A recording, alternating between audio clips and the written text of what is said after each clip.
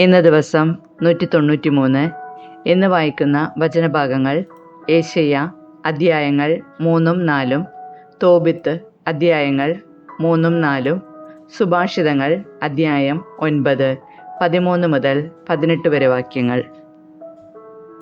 ഏശയ്യ പ്രവാചകന്റെ പുസ്തകത്തിൽ നിന്ന് അധ്യായം 3. ജെറുസലേമിൽ അരാജകത്വം. ഇതാ കർത്താവ്, സൈന്യങ്ങളുടെ കർത്താവ് യൂദായിൽ നിന്നും ജെറുസലേമിൽ നിന്നും എല്ലാ താങ്ങും തുണയും അപ്പവും വെള്ളവും എടുത്തു മാറ്റുന്നു.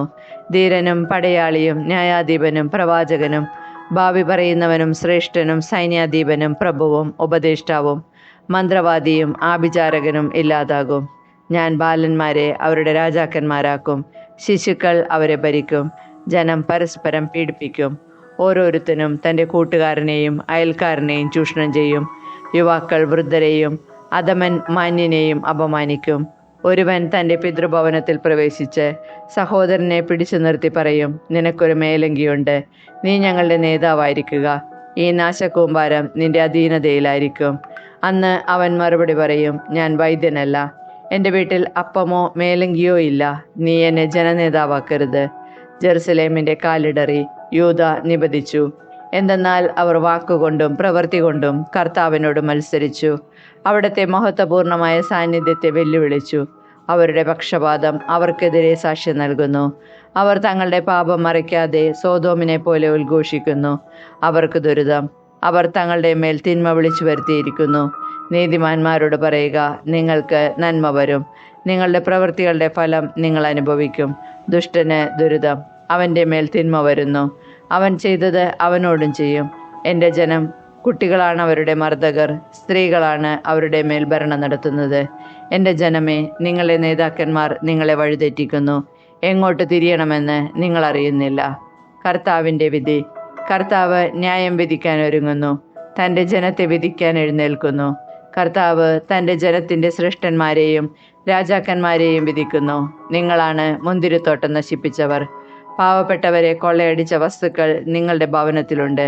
എൻ്റെ ജനത്തെ ഞെരിക്കാനും പാവപ്പെട്ടവരുടെ തല ചതയ്ക്കാനും നിങ്ങൾക്ക് എന്ത് കാര്യം? സൈന്യങ്ങളുടെ ദൈവമായ കർത്താവ് അരുളി ചെയ്യുന്നത്. സിയോൻ പുത്രിക്ക് താക്കീത്.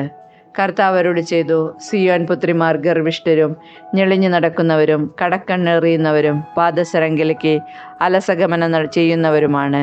കർത്താവ് അവരുടെ ശിരസ് ചിറങ്ങുകൊണ്ട് നിറയ്ക്കും, അവരെ നഗ്നരാക്കും.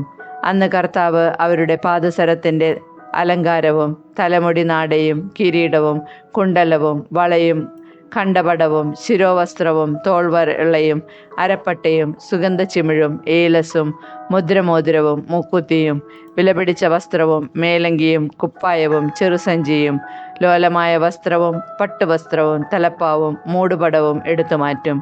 പരിമളത്തിന് പകരം ദുർഗന്ധം, അരപ്പട്ടയ്ക്ക് പകരം കയർ, പിന്നിയ തലമുടിക്ക് പകരം കഷണ്ടി, വിലപിടിപ്പുള്ള പുറംകുപ്പായത്തിന് പകരം ചാക്ക്, സൗന്ദര്യത്തിന് പകരം അവമതി. നിന്റെ പുരുഷന്മാർ വാളിനിരയാകും, പ്രബലന്മാർ യുദ്ധത്തിൽ നിലം പതിക്കും. നഗര കവാടങ്ങൾ വിലപിക്കും, ബലാത്കാരത്തിന് ഇരയായി നീ തറയിലിരിക്കും. ഏശയ്യ പ്രവാചകന്റെ പുസ്തകത്തിൽ നിന്ന് അധ്യായം 4. അന്ന് 7 സ്ത്രീകൾ ഒരു പുരുഷനെ തടഞ്ഞു നിർത്തി പറയും, ഞങ്ങൾ സ്വന്തം അപ്പം ഭക്ഷിക്കുകയും സ്വന്തം വസ്ത്രം ധരിച്ചുകൊള്ളുകയും ചെയ്യാം. നിന്റെ നാമം കൊണ്ട് ഞങ്ങൾ വിളിക്കപ്പെട്ടാൽ മാത്രം മതി. ഞങ്ങളുടെ അപമാനം നീക്കിത്തരണമേ. രക്ഷയുടെ വാഗ്ദാനം. അന്ന് കർത്താവ് വളർത്തിയ ശാഖ മനോഹരവും മഹനീയവുമായിരിക്കും. ഭൂമിയിലെ ഫലങ്ങൾ ഇസ്രായേലിൽ അവശേഷിക്കുന്നവരുടെ അഭിമാനവും മഹത്വവുമായിരിക്കും. സിയോനിൽ ജെറുസലേമിൽ അവശേഷിക്കുന്നവർ, ജീവിക്കാനുള്ളവരുടെ കൂട്ടത്തിൽ എണ്ണപ്പെടുന്ന ജെറുസലേം നിവാസികൾ വിശുദ്ധർ എന്ന് വിളിക്കപ്പെടും. ന്യായവിധിയുടെ തീക്കാറ്റയച്ച് കർത്താവ് സിയോൻ പുത്രിയുടെ മാലിന്യങ്ങൾ ഇല്ലാതാക്കുകയും ജെറുസലേമിൻ്റെ മധ്യത്തിലുള്ള രക്തക്കറ തുടച്ചു മാറ്റുകയും ചെയ്യുമ്പോൾ തന്നെ, അപ്പോൾ സിയോൻ പർവ്വതത്തിനും അവിടെ സമ്മേളിക്കുന്നവർക്കും മുകളിൽ പകൽ മേഘവും രാത്രി പുകയും ജ്വലിക്കുന്ന അഗ്നിയുടെ ദീപ്തിയും കർത്താവ് സ്ഥാപിക്കും. കർത്താവിൻ്റെ മഹത്വം എല്ലാറ്റിനും മുകളിൽ ഒരു വിധാനവും കൂടാരവുമായി നിലകൊള്ളും. അത് പകൽ തണൽ നൽകും, കൊടുങ്കാറ്റിലും മഴയിലും അത് അഭയമായിരിക്കും. തോബിത്തിൻ്റെ പുസ്തകത്തിൽ നിന്ന് അധ്യായം 3. തോബിത്തിൻ്റെ പ്രാർത്ഥന. ഞാൻ ദുഃഖഭാരത്തോടെ കരഞ്ഞു, ഹൃദയവ്യതയോടെ ഞാൻ പ്രാർത്ഥിച്ചു. കർത്താവെ, അവിടുന്ന് നീതിമാനാണ്. അങ്ങയുടെ പ്രവൃത്തികളും അങ്ങയുടെ മാർഗങ്ങളും കാരുണ്യവും സത്യവും നിറഞ്ഞതാണ്. അങ്ങയുടെ വിധി എന്നും സത്യവും നീതിനിഷ്ഠവുമാണ്. എന്നെ ഓർക്കുകയും കാരുണ്യപൂർവ്വം കടാക്ഷിക്കുകയും ചെയ്യണമേ. എൻ്റെയും എൻ്റെ പിതാക്കന്മാരുടെയും പാപങ്ങൾക്ക്, ഞാൻ അറിയാതെ ചെയ്ത അപരാധങ്ങൾക്കും അങ്ങ് ശിക്ഷ നൽകരുതേ. അങ്ങയുടെ കൽപ്പനകൾ അവർ പാലിച്ചില്ല. അതിനാൽ അങ്ങ് ഞങ്ങളെ കവർച്ചയ്ക്കും അടിമത്തത്തിനും മരണത്തിനും ഏൽപ്പിച്ചു കൊടുത്തു. ഞങ്ങൾ ചിതറിപ്പാർത്തിടങ്ങളിലെ ജനങ്ങൾക്ക് ഞങ്ങൾ പരിഹാസത്തിൻ്റെ പര്യായമായി തീർന്നു. എൻ്റെയും എൻ്റെ പിതാക്കന്മാരുടെയും പാപങ്ങൾക്ക് അങ്ങ് നൽകിയ ശിക്ഷ ന്യായയുക്തമാണ്. കാരണം ഞങ്ങൾ അങ്ങയുടെ കൽപ്പനകൾ പാലിച്ചില്ല. ഞങ്ങൾ അങ്ങയുടെ മുൻപിൽ സത്യസന്ധരായി വർത്തിച്ചുമില്ല. അങ്ങ് ഇഷ്ടാനുസരണം എന്നോട് പ്രവർത്തിക്കുക.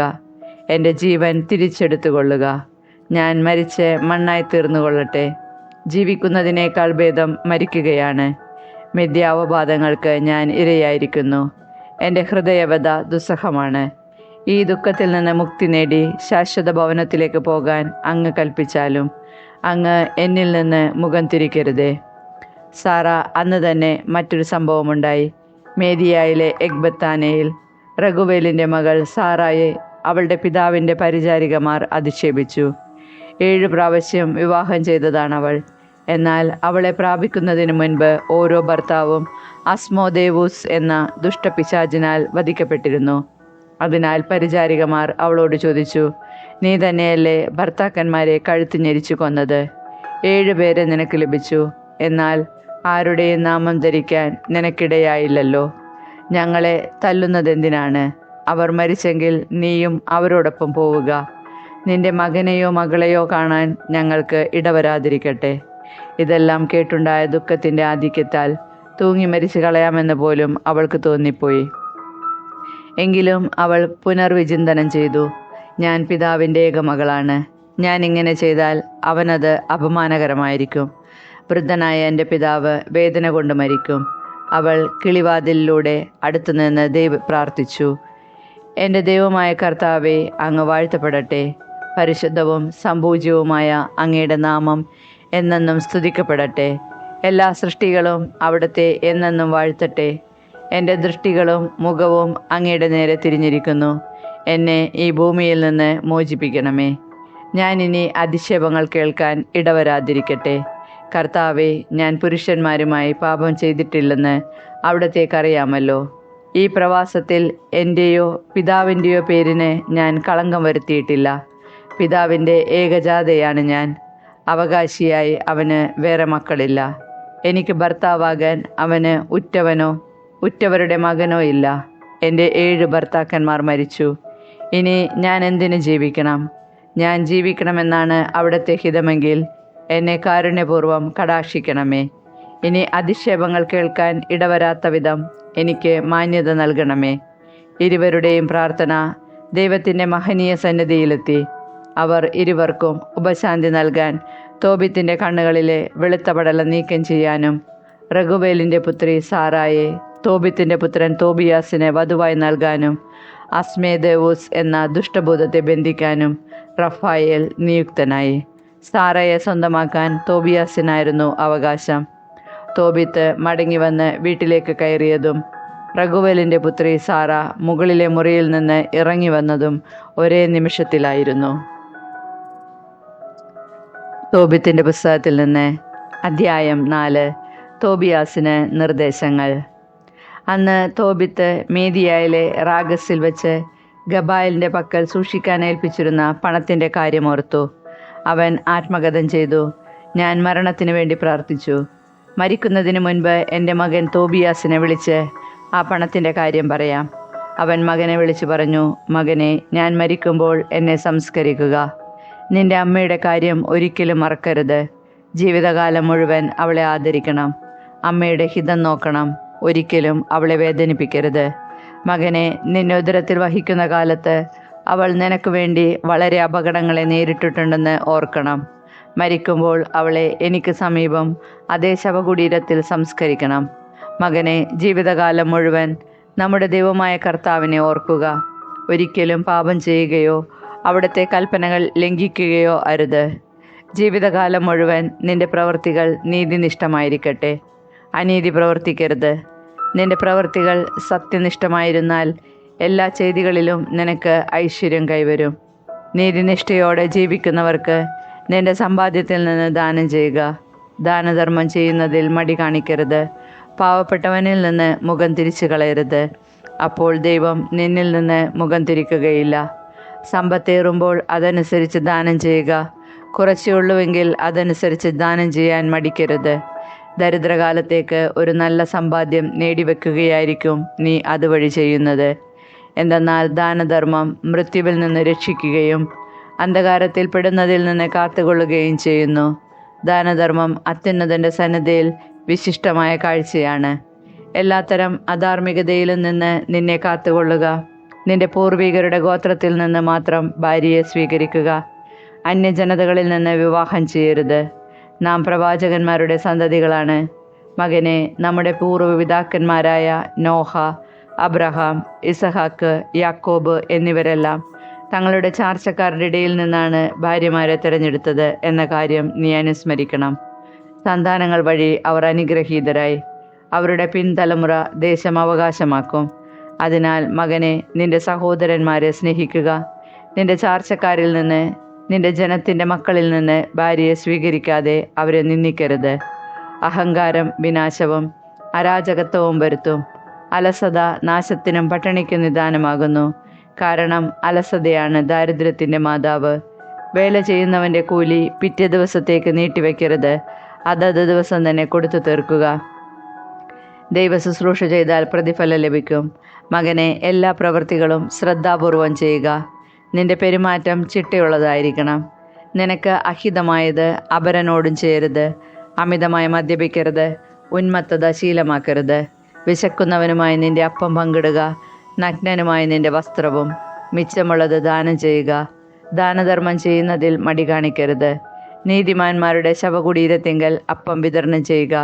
പാപികൾക്ക് കൊടുക്കരുത്. വിവേകമുള്ള ഒരുവനിൽ ഏതൊരുവനിലും നിന്ന് ഉപദേശം തേടുക.